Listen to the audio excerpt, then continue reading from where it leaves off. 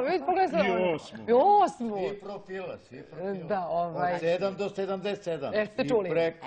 Dakle, oni su plesači, ono što ste malo pre videli, zapravo prepoznali ste, onaj završni kadar, to je moj gost ovde. Milija Devetak, je li tako? Milja, izvinjam se, Miljo. Ilija Tešanović. Da. Ilija, to je ono što ste tu videli ste nakon. I bračni par, Radmila i Vlada Milošević. Da, upravo to. Sad. Pa ja ne znam kad, mislim, ne moram Vlada da vas pitam, je li to inače vaš imidž? Šta, kako sad to izgleda? Ili je to sada deo tačka? Ovo je tačka, da, tačka. Dobro. Znači, tako izgledate u plesu? Pa tako, da. Tako izgleda deo A koreografije? tako smo i u životu isto, tako je. To je slobodan stil. Jel ovako izgledate kad krenete u pozorište? Ne, pitam gospođu Radmila. Ne, kako ovako? Ovo je dnevna varijanta. Ovo je dnevna. Ali ajde da se vratimo ozbiljnosti. Zapravo, zaista je ozbiljna priča. Ozbiljna, kako nije. U subotu ćete igrati jedan fantastičan ples. Zapravo igru koja je u celom svetu poznata. Kako vi znate za tu igru? Pa kako lepo, preko interneta je naš koreograf Milenko Vujić nas lepo obučava, mada mi nismo ono profesionalni igrači, ali ćemo igrati onako kako možemo, a u stvari to je u stvari splet svih generacija i radimo u humanitarne svrhe za ljude sa invaliditetom, pa ih pozivamo da svi u subotu u 14 časova da nam se pridruže na Trgu Republike. Na Trgu Republike će biti zapravo, koliko će vas biti?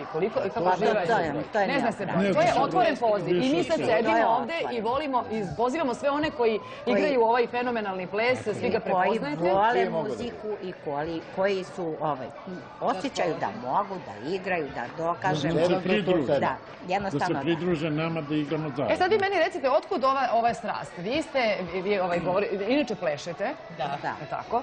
Sve one, kako da kažem, tradicionalne igre. Da. Tango, valce. Sve, rock and roll. Dobro, za vas je i rock and roll. Ali ste ovi stvarno srušili neke predrasude o tome da neko ko ima 60, 70, 80 godina, je li tako, i više, zapravo može da izgleda baš ovako na ovaj način, da to izgleda sjajno. I verujte mi, i kad gledamo ovu probu, ja mislim da pola od ovoga ne bih mogla da izvedem. Čini se. Ali kako ste uopšte rešili? Ponese vas kad vidite nekoga, krvam vam formiju, kako da vam kažem Srce samo zaigra. Srce vam zaigra. Dovoljan je ritam i tu smo. Ali ja moram da vas pitam nešto drugo. Dakle, niste tipični penzioneri, jesam u pravu?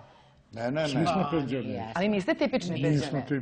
Nismo. Ili ja ne znam, možda jeste. Ja, na primjer, znam penzionere koji rade od jutra do sutra, dakle rade i dalje, rade teške poslove, znači i to znam. Mi čuvamo decu, kuvamo, spremamo, a ujedno i statiramo i volimo da se zabavimo da igramo. Bavimo se filmom, bavimo se... Statirate?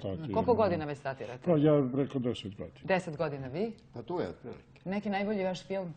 Pa ima ih mnogo. Mnogo filmova? Pa ima ih mnogo. Pa kako da ga, neodoljivi ste. Neodoljivi ste. Hvala na kompliment. Ali stvarno je zanimljivo reći ljudima da nije to teško. U stvari taj trenutak kad vi stvarno želite da nešto uradite za sebe. To vam daje, Jel vam daje? Kako da ne? To je i za druge. I za druge? Pa da, normalno da vidite, da vide naše sposobnosti, znači koje prenosimo nekome, da bi oni opet sutra dan možda i bolji bili od nas. Ali znate što će vam reći sad mnogi koji sede kod kuće? I kažu, ma da, lako je njima, mene boli ovo, ne mogu ovo, nemam novca, ne mogu da izađem, nemam s kim. To su sve problemi, jel? Za ovo ne treba novac. Ali zato je naš koreograf Milenko tako organizovao to. Da možete i na ulici, na Trgu Republike.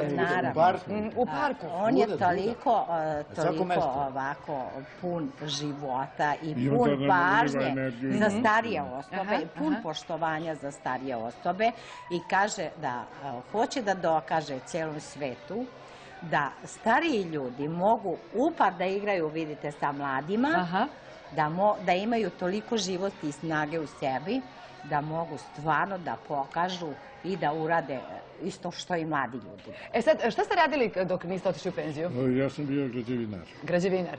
A vi? Pa ja to vam kažem, ja sam autolimar po profesiji, bio sam montar kranova.